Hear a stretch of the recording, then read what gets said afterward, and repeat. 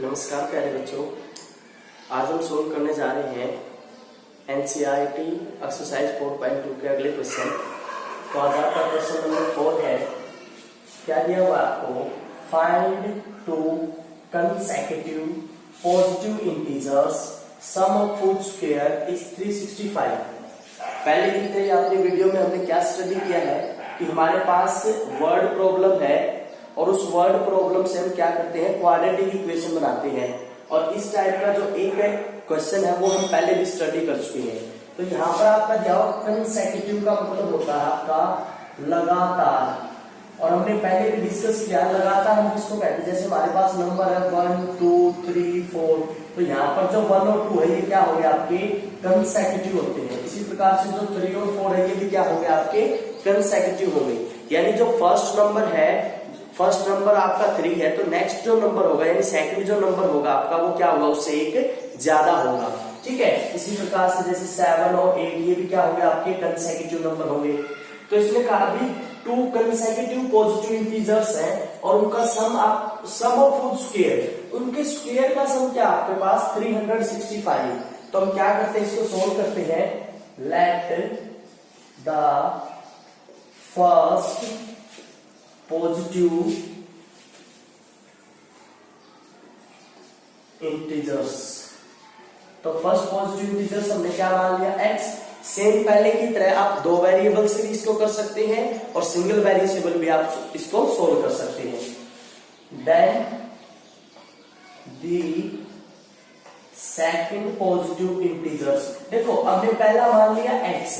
अगर मान लो x की वैल्यू 3 आती है तो नेक्स्ट क्या होगा आपका, उससे नेक्स्ट जो आएगा लगातार यानी 4, तो उसको हम सेकंड को हम क्या मान लेंगे x प्लस 1। अब सीधा इसमें क्या दिया है, सम ऑफ व्हुच स्क्वायर, यानी इनके स्क्वायर का सम क्या आता है 365। तो हम समझे अकॉर्डिंग टू क्वेश्चन हम डायरेक्टली सोल्व करेंगे इसको। तो देखो आपके पास पहला जो पॉजिटिव इंटीजर है वो है बेटा x, सेकंड क्या है x प्लस 1। अब इसने क्या कहा, ये इनका सम कर रहा है, यानी पहली बात तो x प्लस 1। दूसरा क्या कहा, सम ऑफ व्हुच स्क्वायर, यानी जो ये आपने पॉजिटिव इंटीजर लिए इनके स्क्वायर का सम। तो यहाँ पर हम x का स्क्वायर कर देते हैं, यहाँ पर इसका स्क्वायर कर देते हैं, और ये इसके इक्वल आता है आपका 365 की। सोल्व करेंगे x स्क्वायर प्लस में यहाँ पर a प्लस b का फॉर्मूला अप्लाई कर देंगे तो क्या होता है, a प्लस b का होल स्क्वायर का formula a square plus b square plus 2ab। ये फॉर्मूला अप्लाई करेंगे, a square plus b square plus 2ab equal to 365। Solve करेंगे, इनको ऐड कर देंगे 2x square plus 2x plus 1 equal to 365। इसको इस साइड ट्रांसफर कर देंगे, 2x स्क्वायर प्लस में 2x प्लस 1, ये पॉजिटिव है, इस साइड ट्रांसफर करेंगे तो नेगेटिव हो जाएगा आपका। आगे सोल्व करेंगे तो 2x स्क्वायर प्लस में 2x। अब देखो ये माइनस का ग्रेटर तो माइनस, इसमें से इसको माइनस करेंगे क्या है 364। अब देखो इस पूरी की पूरी क्वाड्रेटिक इक्वेशन से 2 क्या आता है कॉमन। आप या तो आप क्या लिख दो, टेकिंग 2 एज कॉमन भी गेट, यानी इस इक्वेशन में से हम 2 को कॉमन लेते हैं तो आपका क्या बनता है x square plus x minus आपका 182 इज इक्वल टू 0। अब आपकी क्वाड्रेटिक इक्वेशन क्या है, इससे हम क्या कर सकते हैं, रूट्स फाइंड आउट कर सकते हैं। रूट्स के लिए क्या बताता आपको, जो x स्क्वायर का कोफिशिएंट है, कोफिशिएंट कुछ नहीं तो 1, यानी 1 मल्टीप्लाई में कांस्टेंट टर्म क्या है माइनस 182, तो नेगेटिव 182, तो माइनस का 82, और ऐड करें तो क्या आना चाहिए x का कोफिशिएंट यानी मिडिल टर्म क्या 1। तो पहले ही हमने एक क्वेश्चन किया था इससे पहले वाला, जहां पर 182 के लिए फैक्टर हमने निकाले थे 14 एंड 13।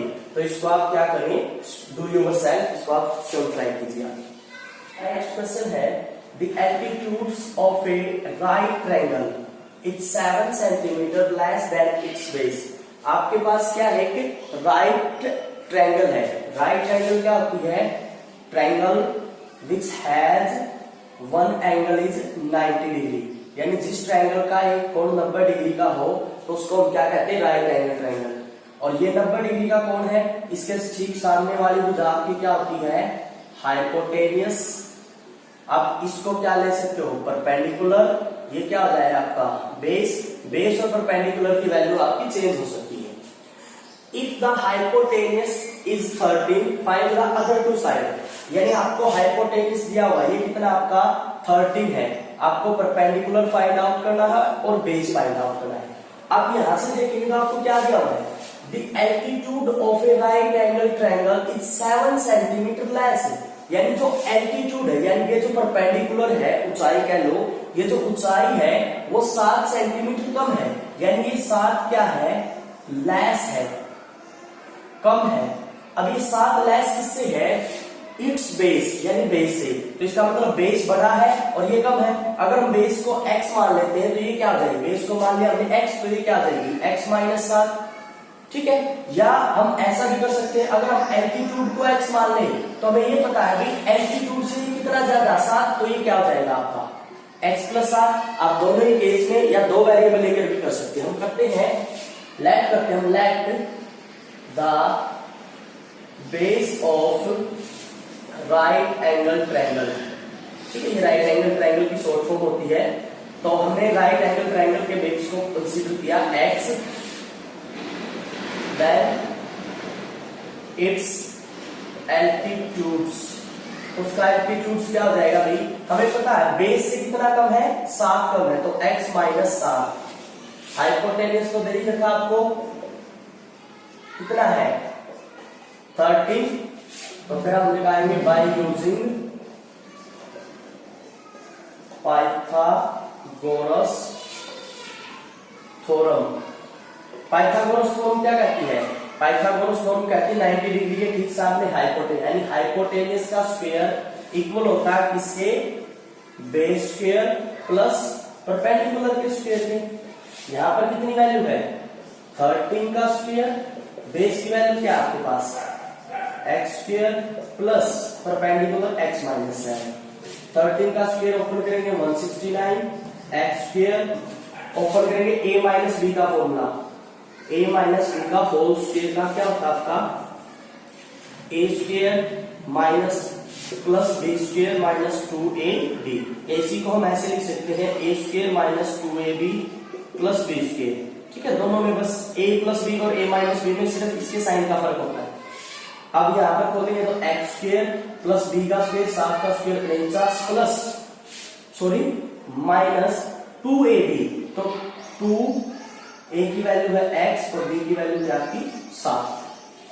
सोल्व करेंगे 169 इज इक्वल टू, इन दोनों को ऐड करते हैं 2x square plus 49 minus 14x, इसको इस साइड ट्रांसफर कर लेंगे, 2x square plus 49 minus 14x, ये इस साइड ट्रांसफर हो जाएगा तो माइनस का 69 और इस साइड क्या बच जाएगा 0।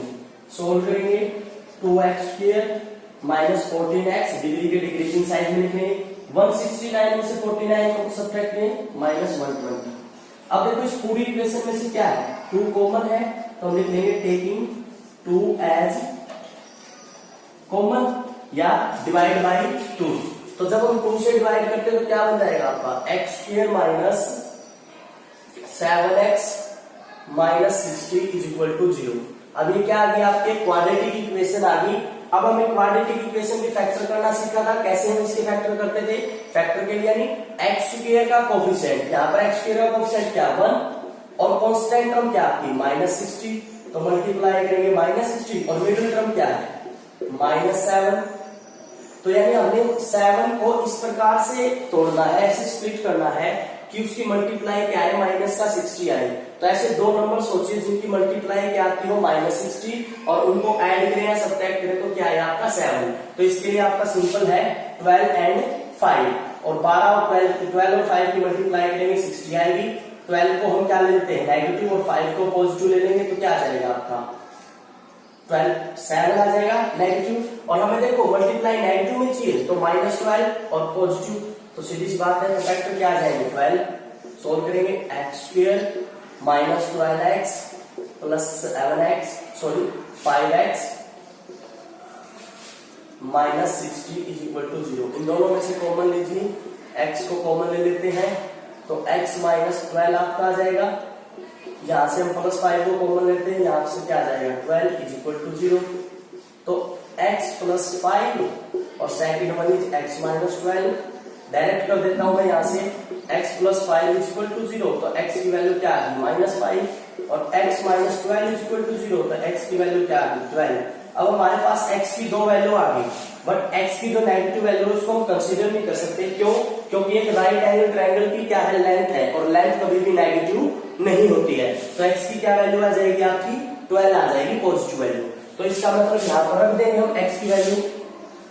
Hence the base of right angle triangle, x को हमने बेस माना था 12 और एल्टीट्यूड क्या हो जाएगा फिर x माइनस 7, तो x की वैल्यू 12 माइनस 7 क्या आ जाएगा आपका 5। तो इस प्रकार से हम क्या कर सकते हैं, इसकी दोनों साइड को फाइंड आउट करेंगे। Cottage industry produces a certain number of poetry articles in a day. एक कॉटेज इंडस्ट्री है, वो हर रोज या प्रतिदिन कह लो या सर्टेन डे वो क्या करती है, पोएट्री के आर्टिकल्स बनाती है यानी छापती है।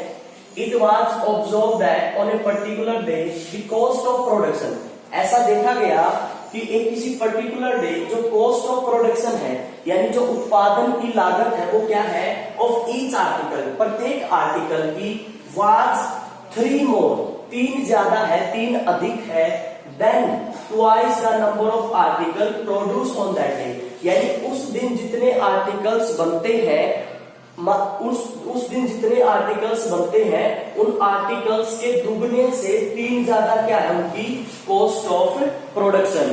यानी कॉस्ट ऑफ प्रोडक्शन क्या है, कॉस्ट ऑफ प्रोडक्शन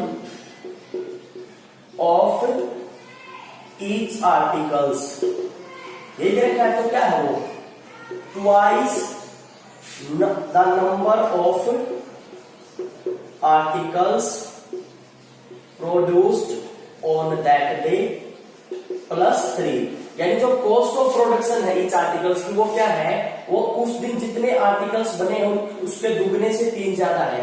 एग्जांपल के लिए समझते हैं, मान लो एक कॉटेज इंडस्ट्री 20 आर्टिकल्स तैयार करती है। कितने आर्टिकल्स तैयार करती है, 20 आर्टिकल, यानी उसने पूरे दिन में कह लो 20 आर्टिकल्स तैयार करे, तो जो हर एक आर्टिकल है ईच आर्टिकल की जो कॉस्ट पड़ती है वो क्या है, इसने कहा भी 20, इससे 3 तो अधिक है, यानी 3 मोर, तो 3 ज्यादा हो गए, और किससे twice the number of articles. अब नंबर ऑफ आर्टिकल्स कितने 20, और इसका दुगना करेंगे तो मल्टीप्लाई 20, सोल्व करेंगे तो क्या आ जाएगा 40 प्लस 3, यानी कॉस्ट कितनी आ जाएगी 43 आर्टिकल्स।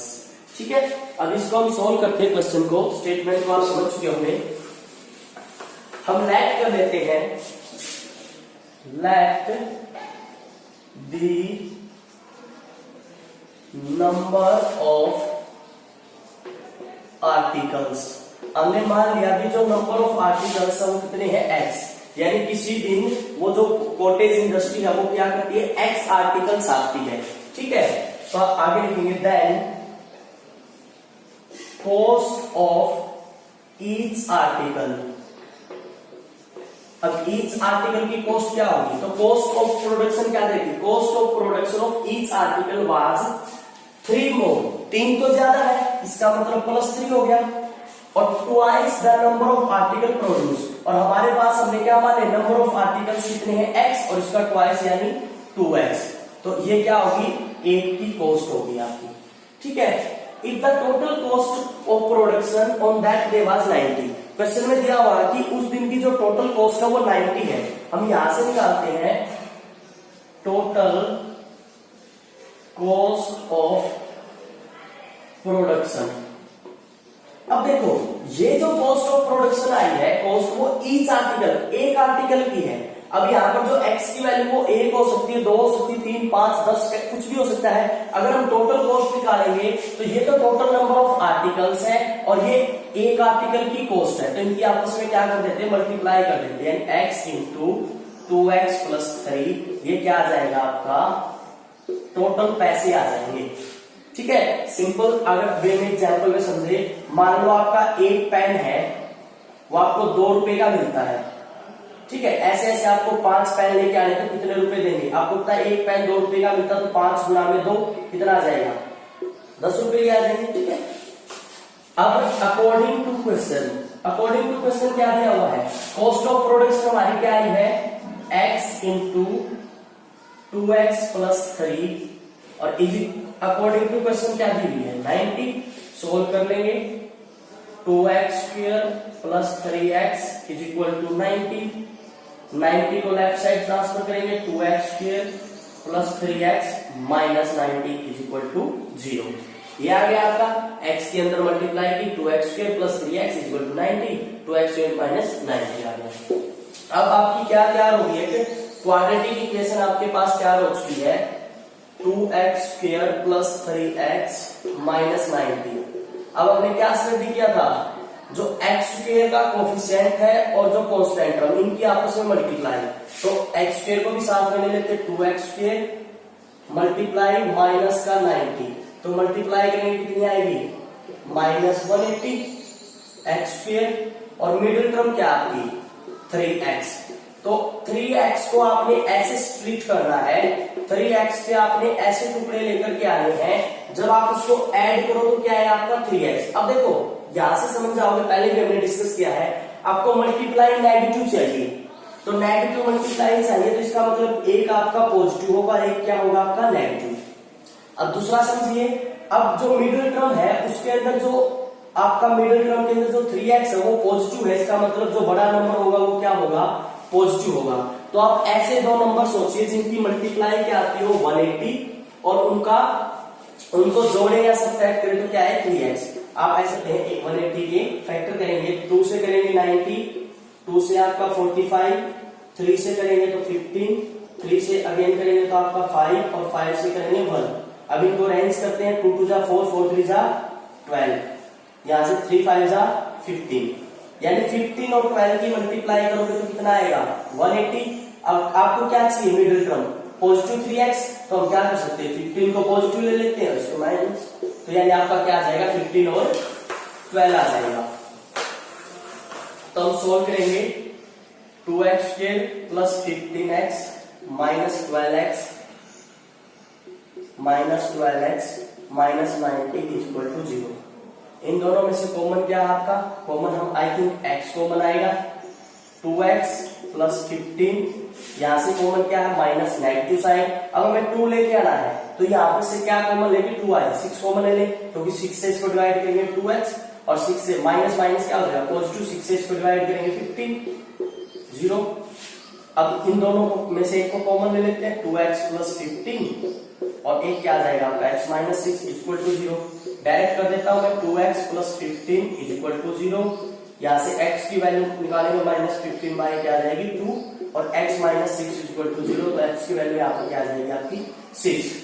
अब देखो x की 2 वैल्यू आ गई। अब x की वैल्यू एक आई आपकी नेगेटिव माइनस 15/2, ठीक है, माइनस 15/2। अब हम कौन सी वैल्यू को कंसीडर करेंगे? अब x की जो नेगेटिव वैल्यू है उसको हम कंसीडर नहीं करेंगे। क्यों? रीजन क्या है? क्योंकि x हमने क्या माना था? नंबर ऑफ आर्टिकल्स, और नंबर ऑफ आर्टिकल्स हमेशा क्या आएंगे? पॉजिटिव आएगा, यानी उस दिन या तो 2 आर्टिकल्स बने हुए या 5 आर्टिकल्स। ये माइनस 15/2 ये नंबर ऑफ आर्टिकल्स की कोई क्या है? टर्म, डिफाइंड टर्म नहीं है, इसलिए हम इसको नेग्लेक्ट कर देते हैं। तो x की वैल्यू क्या आ जाएगी? 6। तो हम लिख देंगे hence the number of articles 6, और cost of each articles, cost of each articles, तो कॉस्ट ऑफ ईच आर्टिकल्स क्या थी? 2x प्लस 3 थी, यहां पर x 2 मल्टीप्लाई 6 प्लस 3, सोल्व करेंगे तो 12 प्लस 3 15, यानी नंबर ऑफ आर्टिकल्स आएंगे टोटल 6, और उनकी कॉस्ट क्या आएगी? 15। तो आज की अपनी इस वीडियो में हमने एक्सरसाइज 4.2 को कंप्लीट सोल्व किया है। अगर आपकी कोई भी क्वेरी रहती है तो आप कमेंट बॉक्स में जाकर के पूछ सकते हैं। Thank you.